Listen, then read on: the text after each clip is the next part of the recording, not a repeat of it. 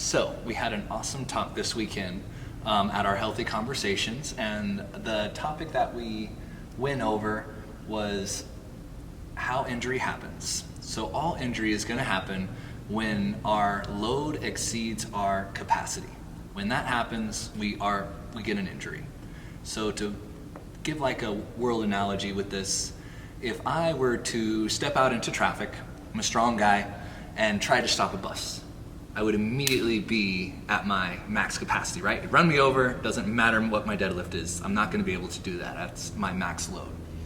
So what I want you guys to start thinking about, or we like to think that when we get injured, we want to blame the last rep we did when we actually felt the thing happen, when we felt that injury come upon us.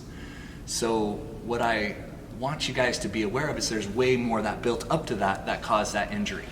A good analogy I like is saying you're at a bar, you get about 10 to 20 beers in, and you're fine, you're rocking, you're still having good conversations. You take one shot of tequila, and you're in the toilet. Ruined your whole night. You can't blame just the shot of tequila that put you under. There was way more that led to that outcome, all right? So the same thing happens in our life and with working out, and when we get an injury, there was way more that contributed to that than just that last rep you did when you actually felt something happen. So I just want to talk about some of those things to give you guys a picture of, a better picture in how to approach workouts and how to approach your day, and things we can do to make things better. So, these three things right here is stuff that we are born with. This is what we wake up with. We can't really do much about these things. It's just part of our life. The first one is anatomical defect. These are things that, like our height, say most of us as we age, we have some type of herniated discs. We may have some pre-existing knee problems from sports when we played high school. Whatever it is, these are things that you wake up with that you cannot control. And these things don't limit you. It doesn't mean that you shouldn't be doing the things that a human needs to do for health and wellness. The next things we call S, D, and S. This is our stress, our diet, and our sleep. And this can change day by day. And these are things that impact our recovery. So we just need to be aware of these so when we get into the gym, we kind of know where we're at in those three realms. And the next one is functional diagnosis. These are things like maybe the skill that we have in the movement that we're trying to do. Are we super familiar with it? Do we have some lack of mobility? Maybe we're not able to get in a good overhead position yet. So these are things that we just know that we have, that we're working on, but they also are something that we wake up with. We have these things no matter what. And then our life happens. So there's other boxes, and just to give you a little bit of what this graph is, this is us, this is our max capacity, and this is different for every individual, okay? So we know we wake up with these three things, and then life starts. So we wake up in the morning, we have to get the kids off for school. This brings a little bit of stress, so we'll just make another box for that. And then there's other things that may happen in our lives. Say we have a test that we're preparing for, or maybe a job interview, something that's causing us some anxiety in our life. So that brings us a little bit closer to our capacity in that. And then we get through our day, we finally make it to the gym, and we start getting warmed up, we start hitting the workout, and there's things that are now bringing us even closer to our capacity. So we got air squats in here, and we'll just put some little boxes. Squats. We're great at squats, banging them out, going through the workout, no problem. Next movement, pull-ups. Super familiar with pull-ups. No problem, we're crushing the workout. Next movement, we got deadlifts. And maybe that brought us over a little.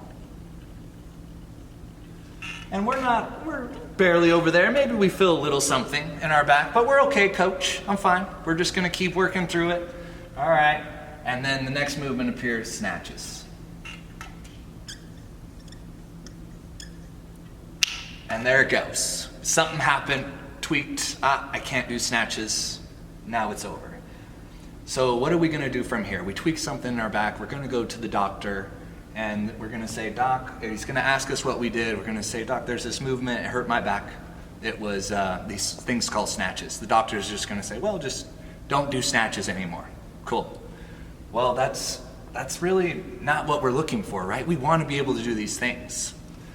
So just kind of coming back to this, we know these are the things that we don't have much control over, but these are the things that we want to do. These are our wants.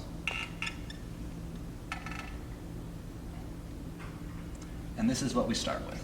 We call this the start.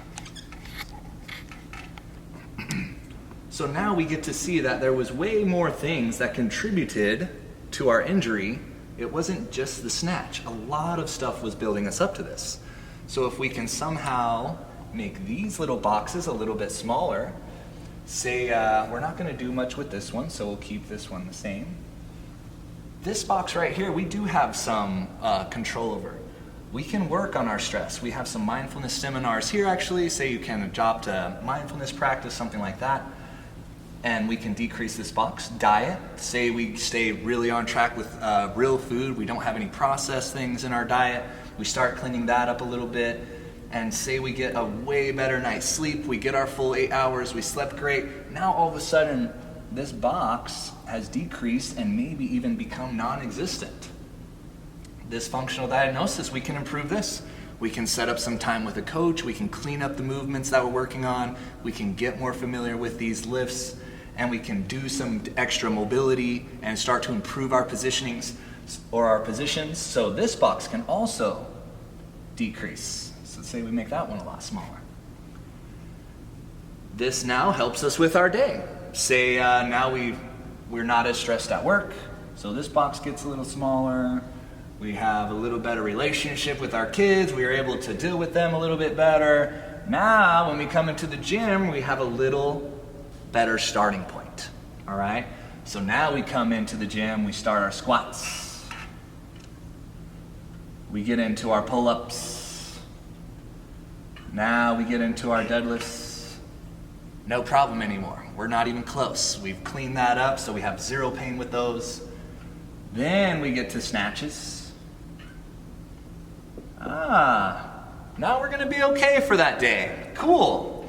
So really, what we're trying to do when we're here is we are actually trying to increase our max capacity while decreasing all the things that get us closer to our max capacity so we can train more. So now at that time, we can maybe put in a little extra work, we can train for a competition. We have room in that realm. And then a big key point that I want you all to take away with this, as this is fluid, this can change day by day, and we need to come into here and recognize those things day by day.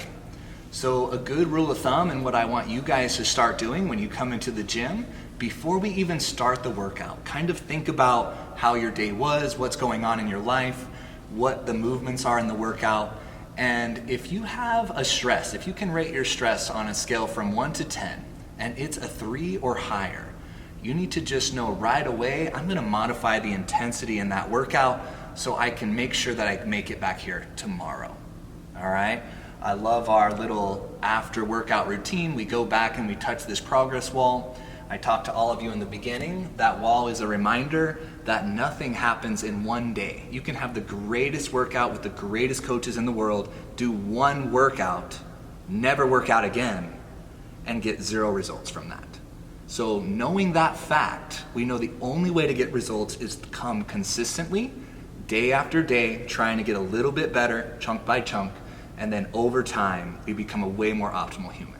But we have to always be striving to get just a little bit better, and the best way to do that is make sure that we do not hurt ourselves. All right, awesome.